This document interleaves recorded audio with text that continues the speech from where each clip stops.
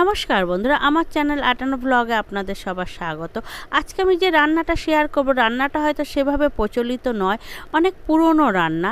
এটা আমার ঠাকুমার বান্ধবী ছিল, তাকে আমরা ঠাকুমা বলে ডাকতাম। তো সেই ঠাকুমার হাতের রান্না এটা। ঠাকুমা আজ আর বেঁচে নেই, কিন্তু তার রান্নাটা আজকে আমি আপনাদেরকে শেয়ার করব। তো রান্নাটা কম করে 40 বছর আগের পুরনো রান্না। তো আমার ঠাকুমার বান্ধবী না, সকালবেলায় বা সন্ধেবেলায় টিফিনে সবাইকে এটা করে খাওয়াতো শুনেছি। তো সেই সময় তো বাইরের খাবার পাওয়া যেত না, টিফিন বলতেই এইগুলোই ঘরে তৈরি করে খাওয়া হতো। তো তার জন্য এখানে দু রকম ডাল নেওয়া হয়েছে, ছোলার ডাল আর মটর ডাল। ঘরে যা সবজি ছিল তাই নিয়েছি, বরবটি, কাঁকরোল, আলু, পটল, কুমড়ো আর লাল আলু। এই সবজিটাই যে নিতে হবে তার কোনো মানে নেই, আপনার ঘরে যা সবজি থাকবে আপনি তাই দিয়েই করতে পারেন। প্রথমে আমি ডালগুলোকে ধুয়ে ভিজিয়ে রেখেছিলাম, সেগুলো আমি কুকারের মধ্যে দিয়ে সিটি দিয়ে নিচ্ছি। এখানে আমি দু রকম ডাল এই জন্যই ব্যবহার করেছি যে মটর ডালটা খুব গলে যাবে আর ছোলার ডালটা একটু গোটা গোটা থাকবে, খেতে ভালো লাগবে। আর সবজিগুলোকে এভাবে ছোট ছোট করে কেটে নিয়েছি, নিয়ে ধুয়ে পরিষ্কার করে নিয়েছি। তো আমি যে রান্নাটা করব এটা হলো ডাল গপ্পা। তো ডাল গপ্পা বানানোর জন্য প্রথমে হলো গপ্পাটা আমি বানিয়ে নেব। তো এখানে আমি 150 গ্রাম মতন চালের গুঁড়ো নিয়েছি, যে কোনো চালের গুঁড়ো, সিদ্ধ বা আতপ চালের গুঁড়ো। তাতে নুন দিয়ে আর জল দিয়ে এটাকে আমি ভালো করে মেখে নেব। পুরো আটা মাখার মতন একটা ডো তৈরি করে নেব। খুব শক্তও হবে না, নরমও হবে না, আমরা যেমন ঘরে রুটি করে খাই ঠিক সেইভাবেই মেখে নেব এটাকে। তো আমার গপ্পা বানানোর জন্য চালের গুঁড়ো মাখা হয়ে গেছে। এবারে এটাকে আমি একটু রেখে দেব, দিয়ে আমি যে ডাল সিদ্ধ বসিয়েছি সেই ডালটা আপনাদেরকে আমি দেখিয়ে দিচ্ছি কেমন হয়েছে। আর এটা না খুব ভালো একটা খাবার, এটা উপোসের দিনে বা নিরামিষ দিনেও খাওয়া যায়। আমি এখানে চালের গুঁড়ো ব্যবহার করেছি, আপনারা চাইলে এখানে আটা বা ময়দা ব্যবহার করতে পারেন। তো ডালটা দুটো সিটি দিয়ে না আমি খুলে নিয়েছি, বাষ্পটা বার করে দিয়ে কেটে রেখে দেওয়া সবজিগুলো সব ওর মধ্যে দিয়ে দিচ্ছি। দিয়ে আমি আবার এটাকে দুটো সিটি দিয়ে সিদ্ধ করে নেব, তাহলে কি হবে, সবজিগুলোও সিদ্ধ হয়ে যাবে। তো আমি এটাকে আবার দুটো সিটি দেওয়ার জন্য বসিয়ে দিচ্ছি। দিয়ে এইবারে আমি গপ্পা বানাবো। ডাল গপ্পার যেটা মূল জিনিস সেটাই আমি এখন বানাবো। ওখানে 2 চামচ ময়দা নিয়েছি, নিয়ে এগুলোকে না এরকম ছোটো ছোটো গুটি গুটি করে নেব। ছোট ছোট করলে দেখতেও ভালো লাগে, খেতেও ভালো লাগবে, আর সিদ্ধটাও হয়ে যাবে খুব ভালোভাবে। তো চেষ্টা করবেন একটু ছোট ছোট বানানোর। আর আমার ঠাকুমা না হাতে নানান রকম শেপ দিতেন, যেমন খুশি মনে চাইতো তেমন শেপ উনি বানিয়ে দিতেন। আপনারাও দেবেন আপনাদের মন মতো, যেমন চাইবেন। তো আমি এখানে কয়েকটা দেখিয়ে দিচ্ছি আপনাদেরকে, এইভাবে করে নেবেন। আর গুটিটা একটু ছোট আকারেই করলে না তাহলে সবগুলো ছোট ছোট হবে। আমি দেখুন বানিয়ে নিয়েছি। তো এটা না সেই সময় তো টিফিন বলতে বাইরের খাবার তো আসতো না, ঘরেই তৈরি করে সবাইকে খেতে দিত, আর এই সব খাবারই দিত।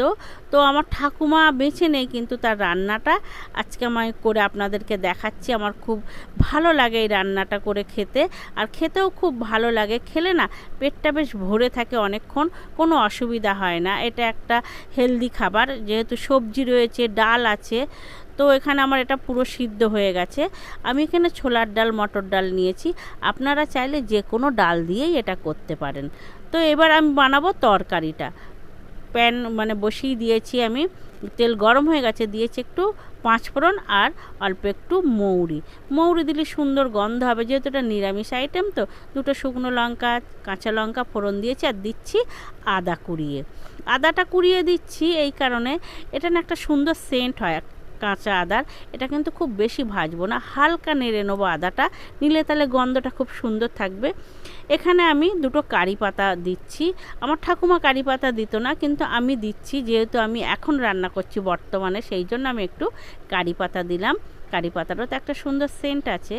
দিয়ে ডালটাকে ঢেলে দিয়েছি, দিয়ে না আমি একটু জল বেশি করে দিচ্ছি, কেননা ওই গপ্পাগুলোকে তো সিদ্ধ করতে হবে, যেহেতু চালের আটার।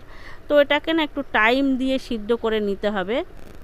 দিলাম পরিমাণ মতন লবণ, হলুদ, আর চিনিটা একটু বেশিই দেবো, একটু মিষ্টি মিষ্টি করবো, যেটা হয়তো এটা নিরামিষ তরকারি করছি আমি, নিরামিষ আইটেম। এটাকে একটু মিষ্টি মিষ্টি হলেই না ভালো লাগে। তো এর মধ্যে দিয়ে জলটা ফুটে গেলে আমি এর মধ্যে গপ্পাগুলো ছেড়ে দেব। আমার ডাল ফুটে এসছে, দেখুন ভালোই ফুটে গেছে। এইবার একে একে ওইগুলো ছেড়ে দেব। কেন ওটাও তো সিদ্ধ হতে একটু টাইম লাগবে, একটু ফুলে মোটা মোটা হবে। তো এবার ওইগুলো এর মধ্যে আমি একে একে সব দিয়ে দিচ্ছি। আর দিয়ে না এটা কি করতে হবে, একটু কিন্তু নাড়িয়ে নিতে হবে। আমরা যেমন পুলি পিঠে পুলি টুলি করলে দুধের মধ্যে দিয়ে নাড়িয়ে নেই, না হলে আটকিয়ে যায়, এটাও কিন্তু চালের গুঁড়োর তো আটকিয়ে যাবে। ওই জন্যও না একটু দিয়ে মাঝে মধ্যে একটু নাড়িয়ে নাড়িয়ে দিতে হবে, তাহলে একের সঙ্গে এক আটকে যাবে না। আমি ওর মধ্যে একটু তেঁতুল দিচ্ছি, আরও বেশি সুন্দর খেতে লাগবে, টক ঝাল নোনতা মিষ্টি। তো সেই জন্য আমি একটা তেঁতুল দিয়ে দিলাম, দিচ্ছি একটু লাল লঙ্কার গুঁড়ো, একটু হালকা ঝালও হবে, কালারও হবে। আর এটা কিন্তু সবার প্রিয় খাবার হবে, বাচ্চা বড় সবাই খেতে পারবে।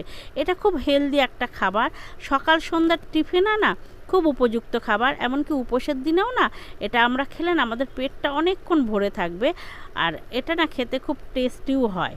তো এটা আমি মাঝে মধ্যে একটু নাড়িয়ে নাড়িয়ে দিচ্ছি, দেখুন দিয়ে না এটা বেশ ভালো ফুটে যাবে। আপনাদেরকে আমি দেখাচ্ছি, দেখুন এগুলো জলে দেওয়ার পর পর এই যে আটকে গেছে একটা, তো এরকম বারবার একটু নাড়িয়ে দেবেন। তো আমি দিয়েছিলাম ছোট ছোট, এগুলো দেখুন কেমন আস্তে আস্তে ফুলে উঠছে। তো একটু এইভাবে ছাড়িয়ে দিলেন, এই যে আটকানোগুলো এগুলো ছাড়িয়ে ছাড়িয়ে যায়। তো আমি এটাকে না মিনিট 7-8 ধরে ফুল ফ্লেমে দিয়েই ফুটিয়ে নেব। এবারে আমি কিছুক্ষণ ঢাকা দিয়ে রেখে দিচ্ছি। এটাকে রেখে দিলে কি হবে, যেইটুকুনি থাকবে শক্ত সেটা এটার ভাপে না কুক হয়ে যাবে, আর এটা খুব সফট হয়ে যাবে। দেখুন কতটা সুন্দর হয়ে গেছে, গাঢ়ও হয়ে এসছে। এটা কিন্তু আমার পুরোপুরি তৈরি হয়ে গেছে।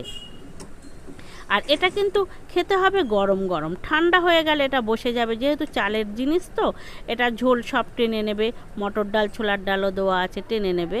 তো এগুলো গরম গরম খেতে হবে। আর লঙ্কাগুলো না একটু গালিয়ে গালিয়ে দেবেন, তাহলে ঝালটাও বেশ ভালো হবে। আমি তেঁতুলটাও একটু গালিয়ে দিয়েছি, আর এইভাবে দিচ্ছি, দেখুন কত সুন্দর হয়ে গেছে। এটা সবার জন্য উপযুক্ত একটা খাবার, আপনারা বাড়িতে এটা করে খাবেন। আমার রান্নাটা কেমন হয়েছে এটা কমেন্টে অবশ্যই জানাবেন, আর ভালো লাগলে একটা লাইক দেবেন, বাড়িতে করে খাওয়াবেন, সবাইকে খাওয়াবেন, আপনিও খাবেন। এটা ঘরে থাকা সবজি দিয়েই হয়ে যায়, এর জন্য বাড়তি কিছু সবজি নেওয়া লাগে না। ঘরে যে ডাল আছে আপনি সেই ডাল দিয়েই করে নেবেন। আর আটা বা ময়দা এটা দিয়েও হবে, চালের গুঁড়োই দিয়ে যে করতে হবে তার কোনো মানে নেই।